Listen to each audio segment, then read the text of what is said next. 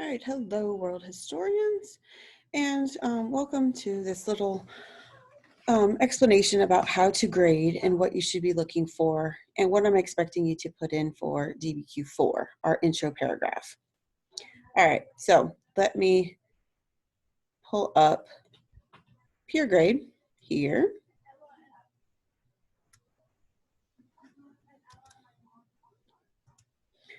So when you go into Peergrade, of course, you get your automatic person. Hopefully, as I'm seeing a lot of people did not do this, they automatically wrote DBQ3 or DBQ4, and that's what this first question is asking you.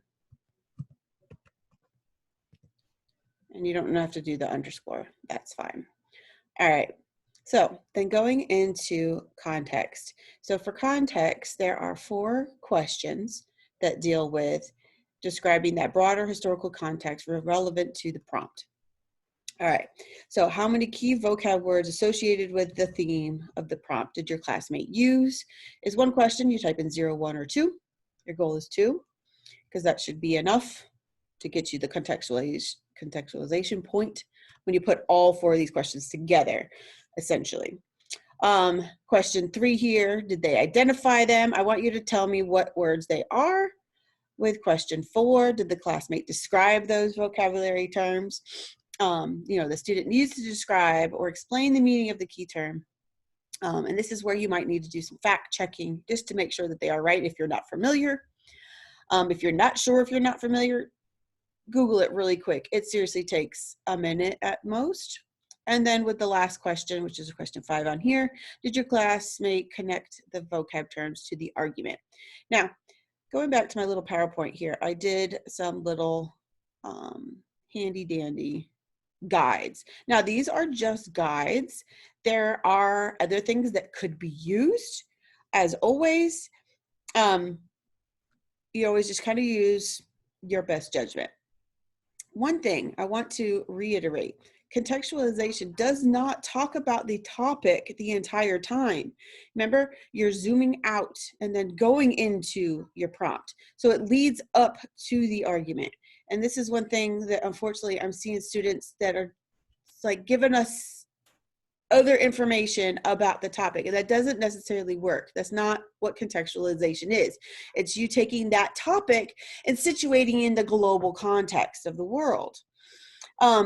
So for DBQ3, if they chose that one, why did rulers need to legitimize their authority? That's what you should be putting into the contextualization. Why are you getting down to your argument? Why did they need to legitimize their rule? With DBQ4, why are we looking at the rise of Islamic empires? Why are they rising in this time period? And that's why I always say, go to the time period before, go to a couple years prior to 1450. So here are some of the key terms that could work.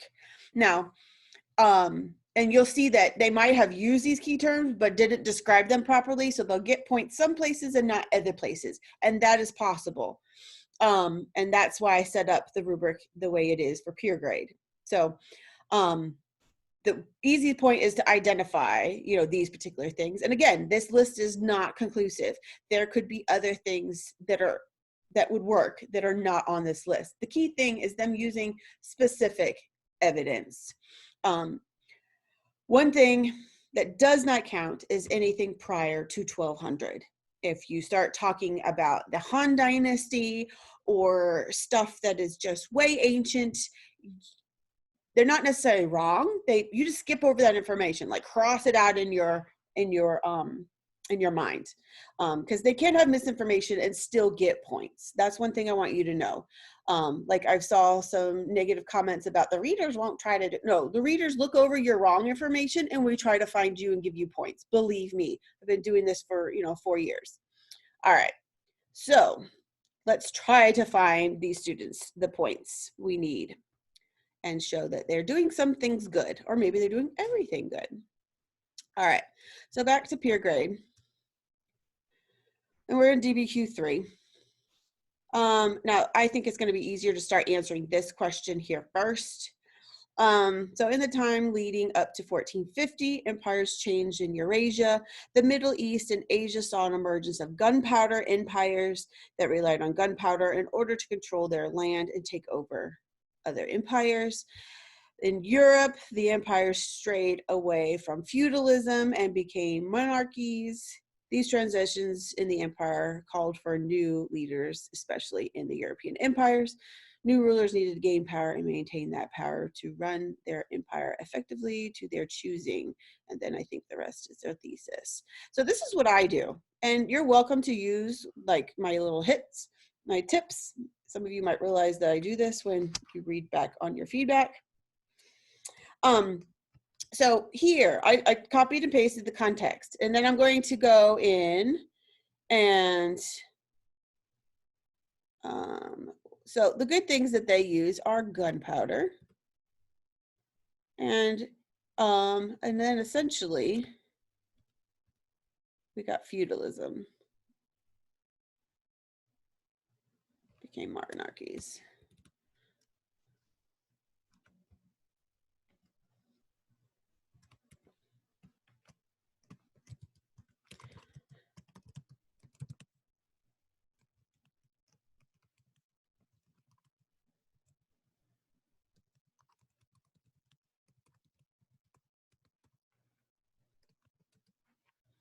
And you could do as simple as that.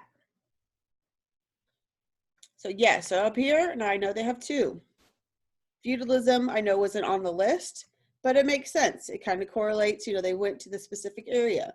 They're talking about the changes in Eurasia, you know, that's their key big topic, and that's pretty cool. It works. Now, did your classmate describe these key terms when contextualization? I believe they did.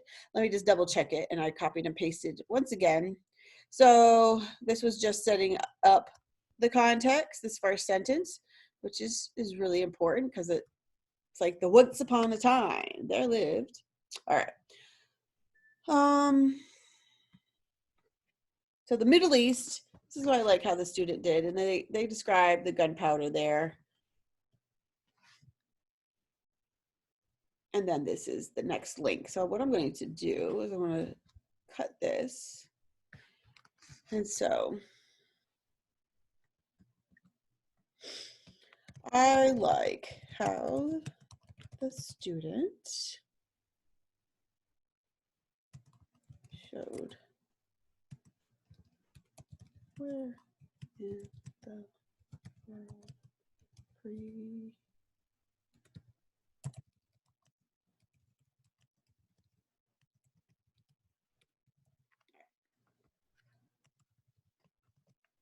Oops, can't even spell like.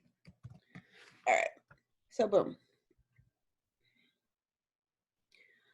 All right, then the final contextualization question. Did your classmate connect these vocab terms? I want to say they did. These transitions in the empire called for new leaders, especially in the European empires. These new rulers needed to gain power and maintain that power to run their empire effectively to their choosing. Now, I'm going to go back, ooh, excuse me, to my little presentation.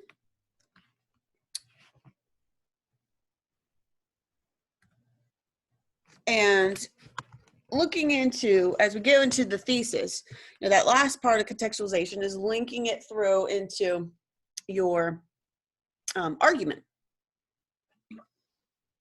Therefore, we need to understand, you know, what are we looking for that linkage? So if it's DBQ3, like this one is, it needs to talk about, you know, the methods to legitimize authority in that instance. I'll flip over to my 4 here, is talking about strengths and weaknesses of empires. So going back again to Peergrade. So needed to gain power and maintain that power to run the empire effectively to their choosing. Boom. Yep, they sure did.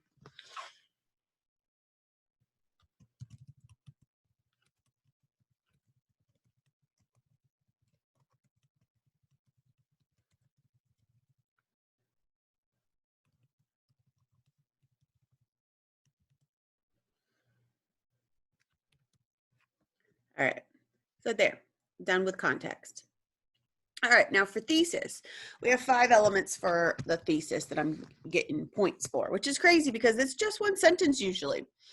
So you need to respond to the prompt with historically defensible thesis or claim that establishes a line of reasoning. That is what gets you the thesis point.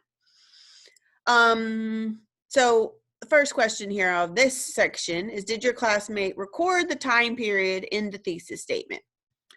Boom, yes. You could write an additional comment if you wanted to, but not needed. You know, right there, it says 1450 to 1750. Did your classmate use historical reasoning skills in the thesis? Did your classmate use specific evidence? This is going to be the hardest one, 8.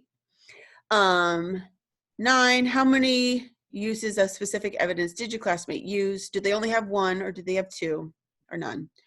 And did your classmate answer to what extent? All right. So for question 7 here, looking at historical reasoning skill. So I'm going to copy the thesis like I've done with the context. And I'm always going to start with yes, because I'm positive in saying that the student's going to have this. All right. Rulers had to use methods to legitimize their rule over the empire. Oh, I copied too much. Oh, no, I guess technically that's part of it too. Oh, dang it. Maybe. Now, in the time period 1450 to 1750, the rulers used religion and art extremely similarly to each other in order to legitimize their authority. So here's the boom.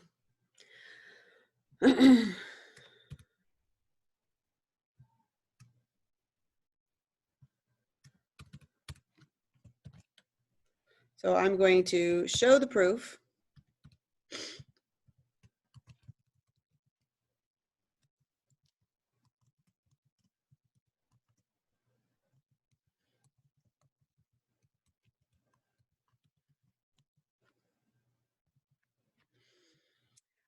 And again, when you come to this question, if you have DBQ3 and DBQ4, there is a difference in the historical thinking skill, historical reasoning skill.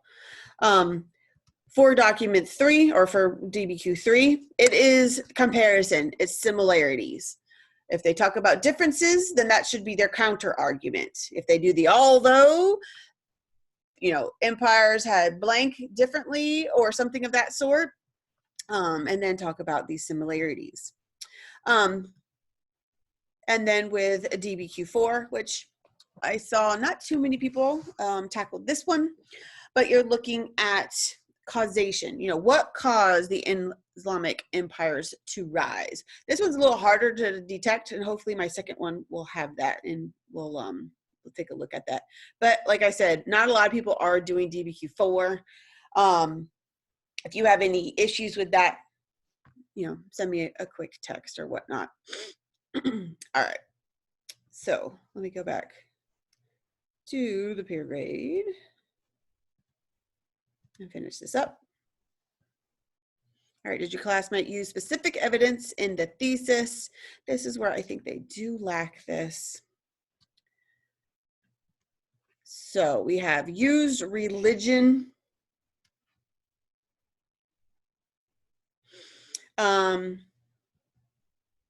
And art. Is this specific evidence? You might go, oh yeah, we're saying religion and art. No, sorry. Religion and art, and I'm going to quote this since it came from this student, are not specific evidence. So what's some feedback that you can get? This is where, you know, this is what I'm looking when I grade your peer, when, you know, you for peer grade, I'm looking at, you know, what you say here. And you should know, what would they, how would they get the point? I mean, religion and art do legitimize their control, but what's more specific? It might be specific evidence from the documents. In general, you know, what I would say, you could even ask them questions. How are they using religion similarly Or are they using it? Ironically, I know they could be using it through art, essentially. And how is art being used similarly?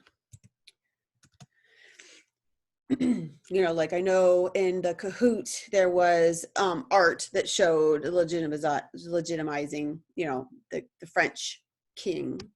And they use a lot of symbolism. We might see that similarly, I can't even talk today, between different places. All right, so how many uses of specific evidence did your classmate use? That's a 0. Did your classmate answer to what extent? Essentially, yes. Extremely similar.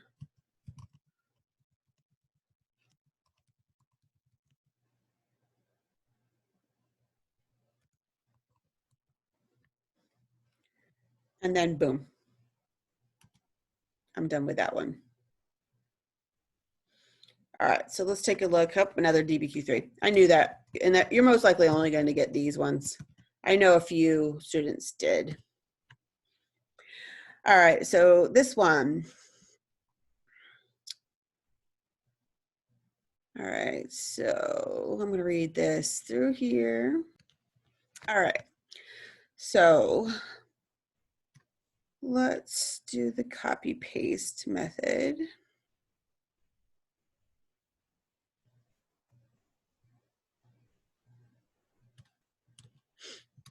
I think that's the context. Maybe a little wrong on that. I'm going to go to and post this into Describe. All right, so unfortunately, we don't have specific key terms in here. They mentioned trade routes. Let me see if we want to use one of those.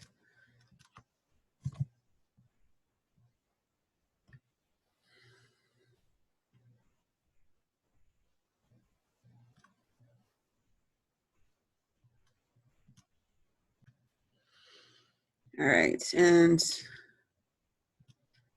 these are like their 2 key terms. Now, when we go back to the PowerPoint slide, let's go back to context. They said trade routes and culture. Of course, we see specific trade routes, and we see religion here is what my focus is for you. And they're not specific necessarily, but they do have that. So I'm going to throw it in as, go back. So I'm putting it here that this is what they identified, and state this. The student identified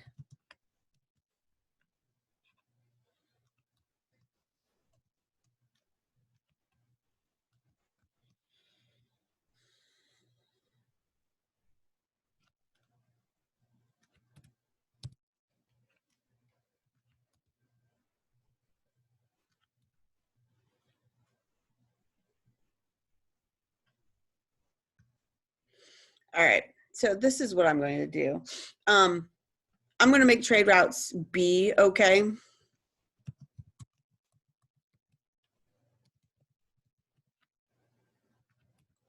But culture diffused is too vague. So yes, they get the point here, but they're only going to show 1 up here. We'll give them trade routes.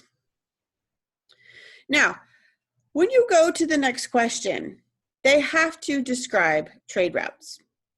In this instance, prior to the foundations, trade routes to form. They don't. So let's put a no. They do not describe trade routes. I'll tell you, when you're contextualizing, some of these that I have on there are some of the key pieces of what you could always contextualize with. When you look back at this list, oh, it didn't share. Why didn't it share? There we go.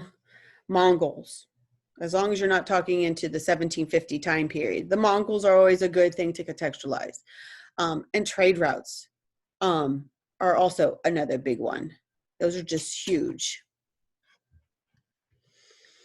All right, so they don't describe trade routes.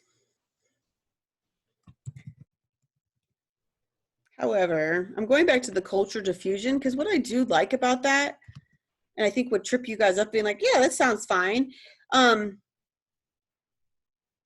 know, cultures diffuse. Well, diffusion was crucial in this period for art and religion.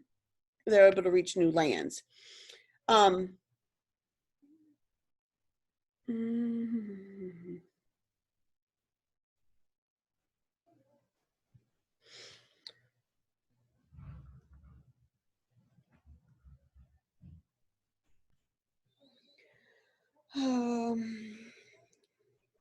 some of you might be going, well, they do use, you know, specific religions, Buddhism and Sikhism. However, that doesn't necessarily go into legitimizing rule, into the topic. There's just kind of an effect of, you know, them bringing in Islam, and it blends and makes that. Or with voodoo, you know, you bring over Christianity and you mix with your native and you get voodoo. So unfortunately, we couldn't put those up here. And that's what I want to talk about. However,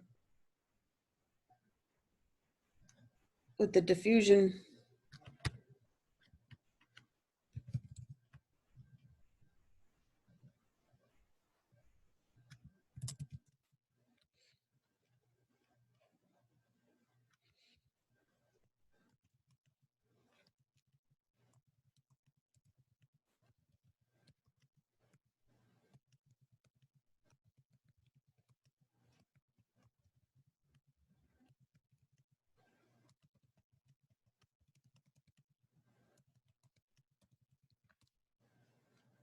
so you see there what I just typed out. If they used Islam as their second key thing, that could have worked, especially if you, not technically, you could take away the voodoo one and just always just use the other. And I hope that makes sense to you guys. If anyone has any questions, you know, let me know, you know, what your specific piece is. Because of course it's a whole cohesive thing. Sometimes I think I make it harder, you know, breaking it down, but I'm trying to give you guys some points because some of you are, you know, spot on and some of you are almost there. And that's the reason why I break it down. See, because they don't have contextualization, but they are earning some points here. And then the last thing, this one, most likely, if they did not do all this, they probably do not have a linkage. You might see a link of what they're doing, but it's not a proper one. And that's also what you are judging them on. Not just that they have that, but is it proper? So visual arts and architecture were able to grow in popularity as the government was able to collect more revenue. See, this is another part where they could have used, you know, talking about, you know, why empires are legitimizing their control. You know, for me, it goes to the Mongols. You know, then they unify their new empire, you know, using maybe religion, you know, accepting of the other ones that were there, but, you know, showing that my religion is good too. And, you know, then they build upon the trade to make money to be able to be all powerful and use these things. Oftentimes, and then they really go into the, and like here, I'm going to say, I see the attempt to link everything, but it doesn't show the broader historical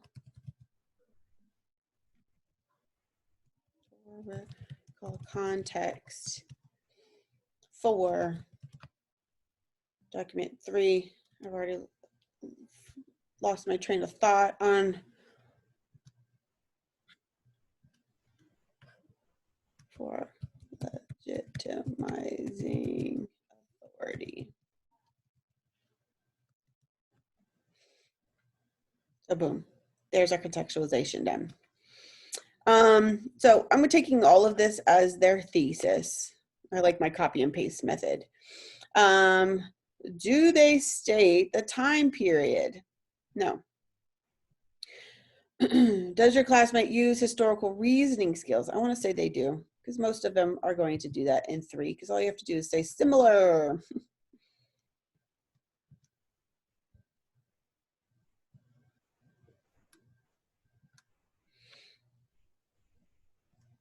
And they say it quite a few times.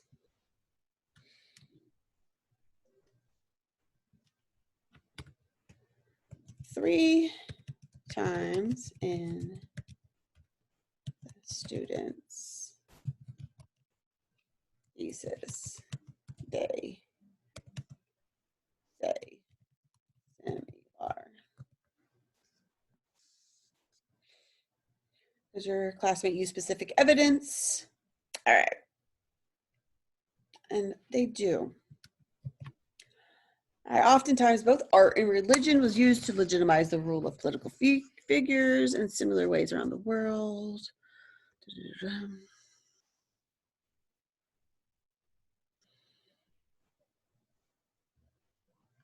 So yeah, this is here, like this because.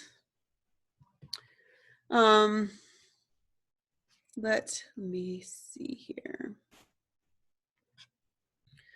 So as we see, all of this is just kind of our linkage, kind of the setting up the thesis.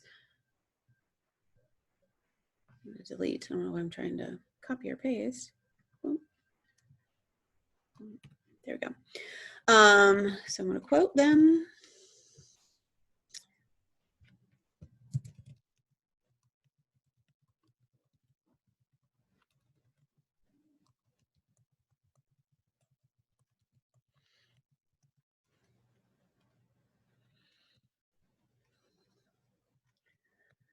One thing on a side note, because I keep correcting myself over here, and I know some of us, you're just like me, you're perfectionists and you want to make sure everything's right, and you're like, oh man, I made a mistake, oh no. But when it comes to your DBQ, you only have 45 minutes. It's okay if you have little things like that. I've seen those, and it's okay.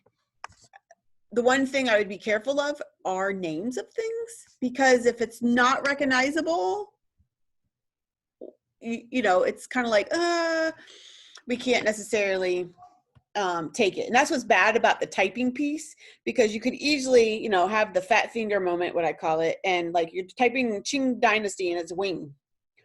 And I think that's one thing that they'll talk to us about readers, as know that their kids were typing.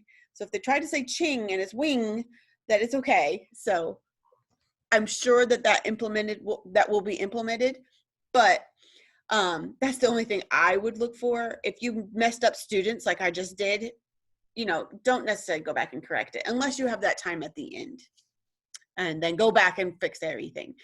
And I know for some of us that's going to be really hard, but try.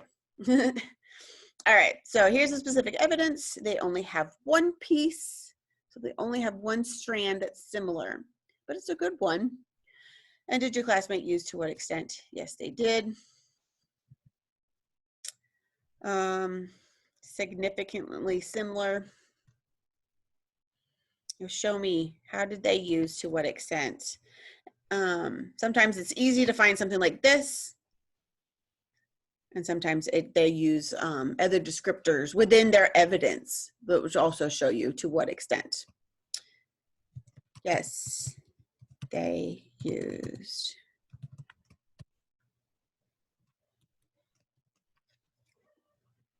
So boom. So again, sometimes the hardest things are going to be the evidence pieces and looking at those there. So I am done with my two peer grades. Good job to me. I know we didn't get an example of the, bear with me, sorry. I was trying to pull up.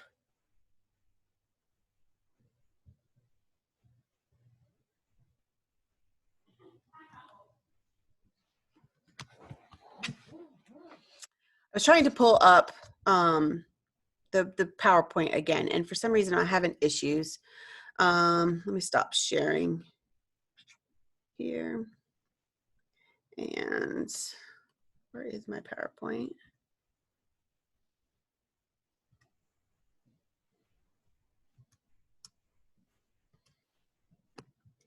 So just to recap this PowerPoint here once again.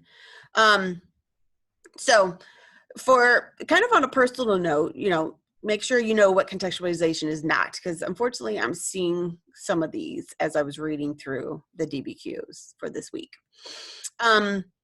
This is some key terms that they can use. I will, let me change, technical problems always. All right, so going back, I fixed it. Oops. All right. So I'll just take trade routes. Specific is better. And again, just because they say religion or a type of religion doesn't necessarily mean it's the proper one. When you do DBQ3, which you're going to see the most of, you know, we're looking at comparison, similarities. Again, their evidence should talk about methods that legitimize authority and being specific. With DBQ4, if you run across one and you're not sure if it's right, with causation, you know, looking at what caused the Islamic empires to rise, the key topic are the strengths and weaknesses. They should be mentioning both of these. There are specific examples need to be, you know, of strengths and weaknesses to contribute to their rise. So that one is going to be a little bit more difficult to do, and I think that's why most students didn't. And it's also going to be, in some instances, I think the students that try to do this one are either the ones that are the really bright ones or technically on the other spectrum, possibly. Because a lot of times they're like, oh, this was the last one we needed to do, I'm going to do that one. So we'll see. Again, if you have any questions as you do these, you know, send me a message. You know, if you just stop Peergrade, like if you just close out of Peergrade, like when you go back into it, you refresh and all your stuff is saved. You'll notice that on the top little corner that it will show you that things are saved. I am not being able to see my stuff. I'm probably sharing something I shouldn't be now.